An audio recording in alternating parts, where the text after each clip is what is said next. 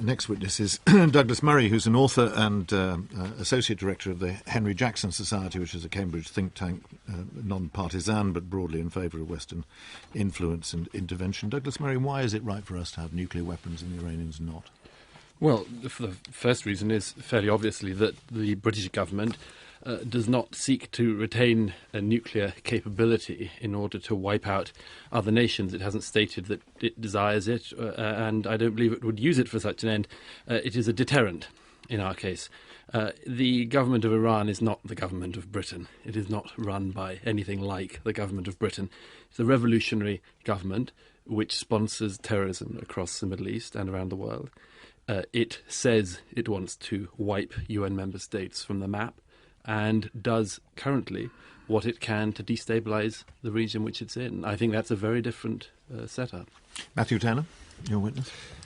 Would a world without nuclear weapons be better than a world with nuclear weapons? Oh, absolutely.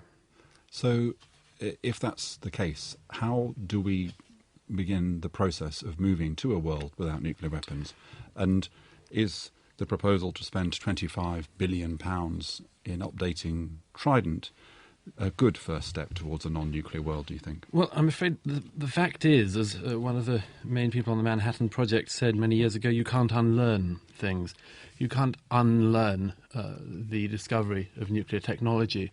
And the fact is that many people around the world now know how you make a nuclear bomb. And that knowledge will never be unlearned, sadly. Once the genie is out of the bottle, that's where it'll stay. So the job now, it seems to me at any rate, is for the international community and countries like this one to ensure that as few countries as possible have nuclear weaponry. It is such a terrible thing that we would want to limit it and not allow nuclear technology to be extended. And you see, this is the real problem about Iran, if I can say so, which is that other than its terrible statements and desires against the UN member state, Israel, we know already that the consequence of Iran going nuclear is that every other major power, and indeed some of the minor powers in the region, will themselves follow on and go nuclear. That is such a terrible... None of us are in favour of Iran getting nuclear weapons, but it seems to me that part of what is necessary for us to have a peaceful world is a sense, globally as far as possible, that the international order has some kind of moral basis. Now, it seems to me that the only moral basis really that we can provide for why it is some countries have nuclear weapons and others don't is that those countries just happen to come out of World War II in a strong position. I mean, it is the fact that we got them first a sufficient basis for moral authority. No, not at all. But as I say, I would assume you would want to start from the premise that as few countries as possible would be allowed to have this weaponry. If Iran goes nuclear, the whole of the Middle East goes nuclear. I understand that. I do understand that. But you're saying that there's a moral distinction, which means that we should be allowed to have them. Yes, and that other I think there is. But more than that, it seems to me that you're arguing that is something which is kind of, it's fixed. It's not just a quality of the present regime. So let me put this hypothetical question to you. Why would, for example, an extremely right-wing Republican president who believed that the world was created in 7 days and believe in the rapture be less dangerous as a possessor of nuclear weapons than a reasonably moderate Iranian president? Well, for one thing, in American politics, fortunately, religion is separate from the state. You are not allowed. Increasingly not so. I mean, that may be your Party movement. That may be. Well, the Tea Party movement aren't coming to power in America. But let's not talk about the well, hang on. You keep putting hypotheticals to me. Americans are intrinsically less dangerous than Iranians. No, and you've got to stop putting hypotheticals to me and not allowing me to answer them. America, as a state, has a very clear, since its founding, has a very clear separation between religion and the state. In Iran, religion is the state. It has been since 1979.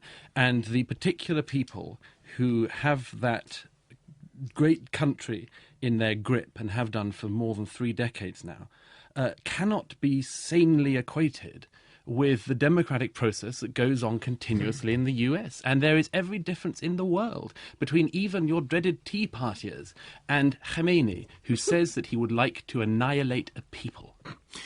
Michael Puttingham.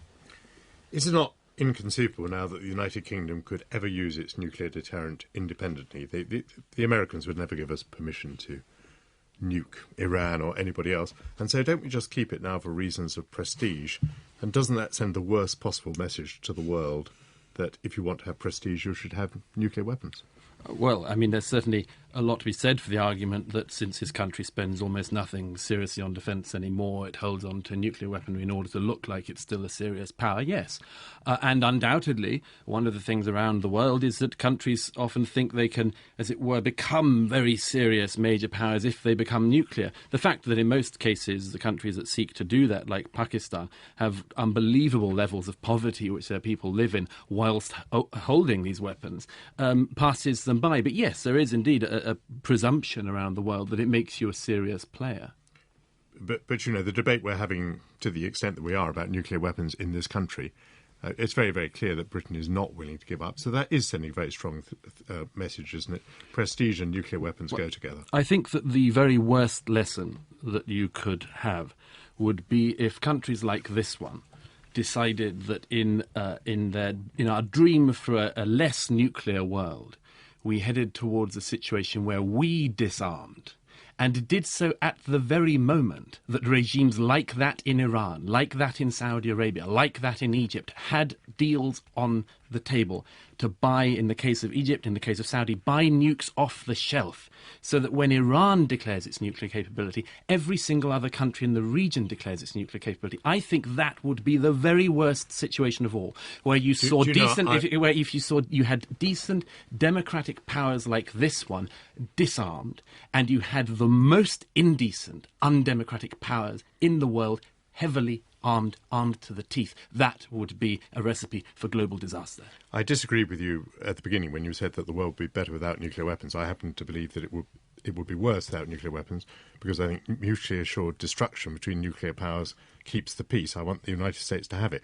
But you've already told me that the British only have their nuclear weapons for prestige. So why would it not be a good thing if we tried setting an example of showing that we're willing to give up nuclear weapons, which, because nobody believes we're going to use them, are not in any way a deterrent? Oh, alas, if only I had your faith in the Iranian revolutionary government following our decent examples. There is no evidence that the mullahs in Tehran since 1979 have followed any decent thing that we have tried to do in this country. They have not had, for instance, the decency of obliging the electorate. It wasn't exactly my point. Obliging the electorate. It just seems pointless. But you're saying that, as it were, we could lead by example. My point is that, however good an example we gave, we have the great example of elections. The Iranians don't have elections where they bother to count votes. We in this country don't gun people down on the streets. The Iranian government doesn't follow us in that either. Douglas Murray, thank you very much.